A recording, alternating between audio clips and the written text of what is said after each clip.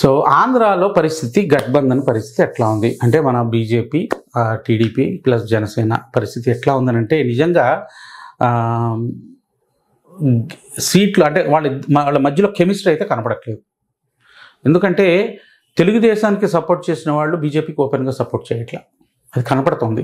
అంటే ఇప్పుడు తెలంగాణలో ఉన్న బీజేపీ వాళ్ళు కూడా మాకు సంకేతం రాలేదు కాబట్టి మేము కాంగ్రెస్ సపోర్ట్ చేస్తామని చెప్పని మన సూర్య మీడియాలో కొంతమంది ఇంటర్వ్యూలు చేస్తూ ఉంటే కూడా తెలుగుదేశం పార్టీ కార్యకర్తలు అంటే హయ్యర్ లెవెల్ వీళ్ళు కాకపోయినా లో లెవెల్ కార్యకర్తలు ఉంటారు కదా, వాళ్ళతో మాట్లాడినప్పుడు వాళ్ళకి వచ్చిన సంకేతాల గురించి మనం డిస్కస్ చేస్తే బేసికల్గా టీడీపీకి బీజేపీని గెలిపించాలని ఇది లేదు. ఎంతసేపు టెంపరీగా బీజేపీ సపోర్ట్ తీసుకొని నిలబడటానికి మనకు కావాలి అని బీజేపీ పక్కన పెట్టుకుందే తప్పితే అది బీజేపీ అంటే టీడీపీకి ఇష్టం లేదు. ఎందుకంటే బీజేపీ పెరిగిందంటే టీడీపీ తగ్గిపోతుంది కాబట్టి. సో సేమ్ కంటెన్షన్ బీజేపీ వాళ్ళకి కూడా ఉంది. ఇప్పుడు మీరు రాధాకృష్ణ తెలుగుదేశం మీడియా సంబంధించినోడు బీజేపీని తిడుతూ ఉంటాడు.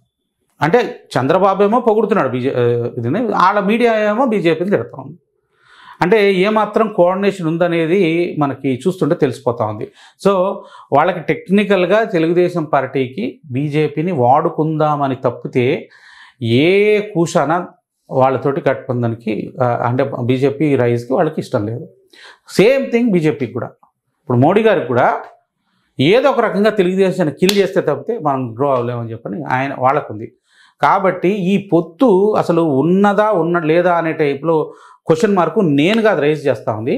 రాకా సుధాకర్ గారు ఎవరైతే మోడీ గారి యొక్క భాషని మన తెలంగాణలో తన స్పీచ్ని అనువదించిన స్టేజ్ మీద అనువదించి తెలుగులో చెప్పిన పర్సన్ ఒక 2-3 వీక్స్ బ్యాక్ క్లియర్గా ఆయన చెప్పాడు. ఏమని, బీజేపీ అడుగుతున్న సీట్లని తెలుగుదేశం బీజేపీకి చెప్పకుండా హిందూపురం కానీ విజయనగరం కానీ నరసాపురం కానీ వీటికి చెప్పకుండా క్యాండిడేట్లని డిక్లేర్ చేసింది. కాబట్టి అసలు పొత్తు ఉన్నదా లేదా అన్నట్టుగా అనిపిస్తూ ఉంది, పొత్తు లేనట్టే కనబడతా ఉంది అని చెప్పి రాకా సుధాకర్ గారు చెప్పారు, నేను కాదు. సో అంటే అన్ని జరుగుతున్న పరిణామాలు అన్నీ చూస్తూ ఉంటే మోడీ గారు కూడా ఎక్కువగా పొగిడిన ఇది చూడలేము మనం తెలుగుదేశాన్ని. ఊరికనే వీళ్ళు మీకోసం కొట్లాడుతున్నారని ఒక మాట చెప్పి వదిలేశారు. కాబట్టి ఈసారి చూస్తూ ఉంటే వైసీపీ మళ్ళీ గెలుస్తుందని చెప్పని నాకు అనిపిస్తాను. వీళ్ళలో కెమిస్ట్రీ లేనందువల్ల ఇదంతా స్వయం కృతాపరాధం చంద్రబాబు ఆర్కిటెక్చర్ వల్లనే ఇట్లా జరుగుతుంది.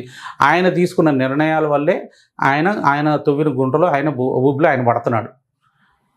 అహంకారము, నాకున్న మీడియా నాకు ఉందని చెప్పని ఒక ఏదంటే అహంకారంతో ఆయన కొడుకుని చీఫ్ మినిస్టర్ చేసుకుందామని ఒక కోరికతోటి ఆయన తప్పట అడుగులు వేస్తున్నాడని చెప్పని మనకు అనిపిస్తూ ఉంది.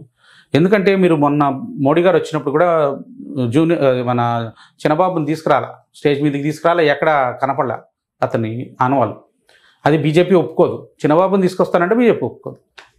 ద మూమెంట్ తెలుగుదేశం చిన్నబాబుని తీసుకొచ్చిన రోజున తెలుగుదేశం గవర్నమెంట్ ఉండదు. పవన్ కళ్యాణ్ కూడా దూరం అయిపోతాడు. సో ఫైనల్గా నిజంగా చెప్పాలంటే పవన్ కళ్యాణ్ చాలా రాంగ్ స్టెప్ వేసుకున్నట్టే. ఆయన పార్టీని పెంచుకోవడానికి అవకాశం వచ్చిన సమయంలో ఈ గఠబంధన్ క్రియేట్ చేశాడు. మరి ఈ క్వశ్చన్ మార్క్ ఏంటంటే అసలు బీజేపీ ఎందుకు పెట్టుకుంది అనేది అందరికీ క్వశ్చన్ మార్క్. ఇప్పుడు చంద్రబాబు ఇంత మోసపూరితమైన పర్సన్ అయినప్పుడు బీజేపీ ఎందుకు పెట్టుకుంది? నేను కూడా ఆలోచిస్తే ఎన్ని రకాలుగా ఆలోచిస్తున్నా నాకు ఒక్క లాభం కనపడింది. బీజేపీకి వచ్చిన లాభం ఏంటంటే, ఏ నోటితోటైతే మోడీ అంటే హేట్రెడ్ క్రియేట్ చేశాడో తెలుగు ప్రజల్లో చంద్రబాబు, ఆ నోటితోటే మోడీని పొగిడించుకున్నాడు.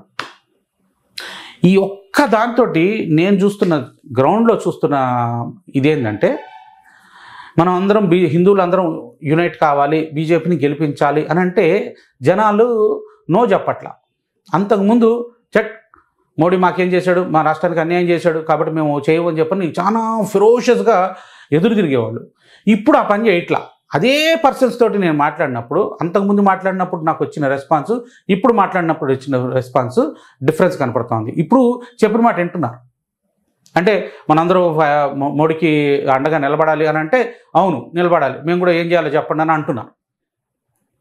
అంటే ఈ ఒక్క పర్సను అంటే వాళ్ళకున్న ఎల్లో మీడియాకి వాళ్ళకున్న స్ట్రెంగ్త్ అదనమాట, తెలుగుదేశంకి ఉన్న strength. This is the strength of Telugu.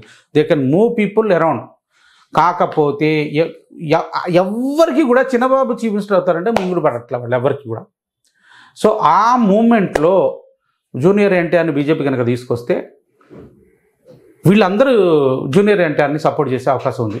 ఈ తెలుగుదేశం చాలామంది క్యాండిడేట్లు, చాలామంది ప్రజలు జూనియర్ ఎన్టీఆర్ని కలిగి చేస్తారు. సో రాబోయే రోజుల్లో ఈసారి కనుక మళ్ళీ టీడీపీ కనుక ఓడిపోతే 50-60 సీట్లు వచ్చి ఓడిపోయింది అనుకోండి, ఒక 60 సీట్లు వస్తాయి, ఒక 10-15 జనసేనకు వస్తాయి, మిగతా 100 సీట్లు వైఎస్ఆర్సీపీ కొట్టినా ఆశ్చర్యం లేదు. ఇప్పుడు ఉన్న పరిస్థితుల్లో అట్లా కనపడతా ఉంది.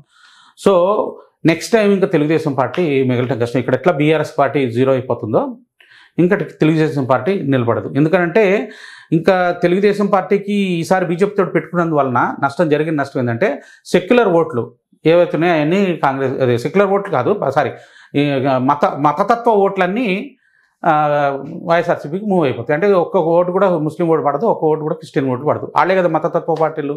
హిందూయిజం అంటే ధర్మం కింద పనిచేసే పార్టీ. హిందువులు ఎవరు మతతత్వాన్ని ప్రోత్సహించరు. రియల్ సెక్యులరిజం ఓన్లీ హిందూ ధర్మంలో ఉంటుంది. వాళ్ళంతా రాడికల్ రిలీజియస్ జీలాట్స్ ఈ మతాల్లో, వాళ్ళ మా చర్చిల్లో కానీ మా మసీదుల్లో కానీ చెప్పేది. సో వాళ్ళందరూ ఒకటే గుత్తగా వేస్తారు. సో వీళ్ళ ఓటు అంతా పోయిన తర్వాత ఇప్పుడు హిందూ ఓట్ బేస్ మాత్రం మిగిలి ఉంటుంది, ఏది టీడీపీకి కానీ బీజేపీకి కానీ. సో ఆల్రెడీ బీజేపీ పుంజుకుంటున్న సమయంలో దేశం అంతా ఈసారి ఇంకా ఎక్కువ ఎక్స్పాన్షన్ అయిపోయిన తర్వాత, తెలంగాణలో కూడా బీజేపీ బాగా పుంజుకున్న తర్వాత నీకు ఇంకా ఆంధ్రాలో కూడా అది పాకిపోతుంది. కాబట్టి నెక్స్ట్ టైం కల్లా నెక్స్ట్ ఎలక్షన్స్ కల్లా టీడీపీ కనుమరుగైపోయే అవకాశం ఉంటుంది జూనియర్ ఎన్టీఆర్ చేతుల్లో. జై హింద్.